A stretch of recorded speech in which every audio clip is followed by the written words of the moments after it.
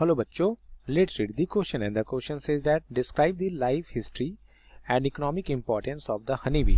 तो इस क्वेश्चन में बोला गया है कि हमें हनी बी के लाइफ हिस्ट्री और इकोनॉमिक इंपॉर्टेंस के बारे में बताना है। So let's see the explanation. बच्चों, इस क्वेश्चन के लिए हमारा जो की कॉन्सेप्ट होगा वो क्या होगा? यहाँ पे जो की कॉन्सेप्ट होगा वो होगा life history and economic importance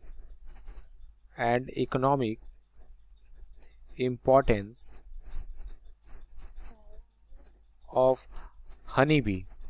तो अगर हम हनी बी के लाइफ हिस्ट्री के बारे में शॉर्ट में अगर बात करें तो यहाँ पे क्या देखने को मिलता है? सो जो लाइफ साइकिल है हनी बी का, ये 4 स्टेजेस में डिवाइड होता है। 4 स्टेजेस में आपको डिवाइड यहाँ पे होता है। जो फर्स्ट स्टेज है वो होगा एग, उसके बाद क्या होगा?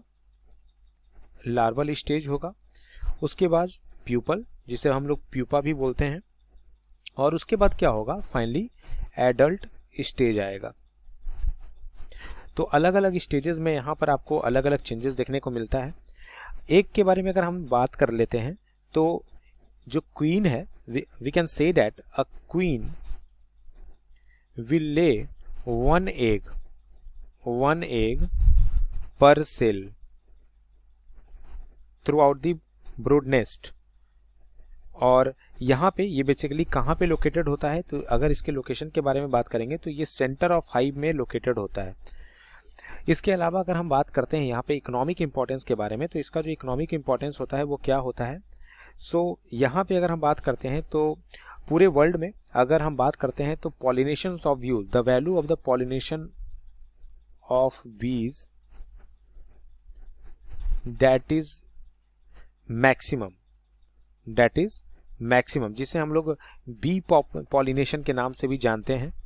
अपार्ट फ्रॉम दैट हम बात करते हैं यहाँ पे अगर इसके अलावा तो हम क्या देख सकते हैं कि खासकर एपी कल्चर जो होता है इसमें भी यूज किया जाता है। एपी कल्चर एक ऐसा माध्यम है that is a business and economic, that is a very less expensive and can be used by the every class farmer and the landless farmer to boost their income. यानी कि economy को boost करने के लिए भी हम इसका use करते हैं। So this is the final answer to the question. Hope you understood it well. Best of luck.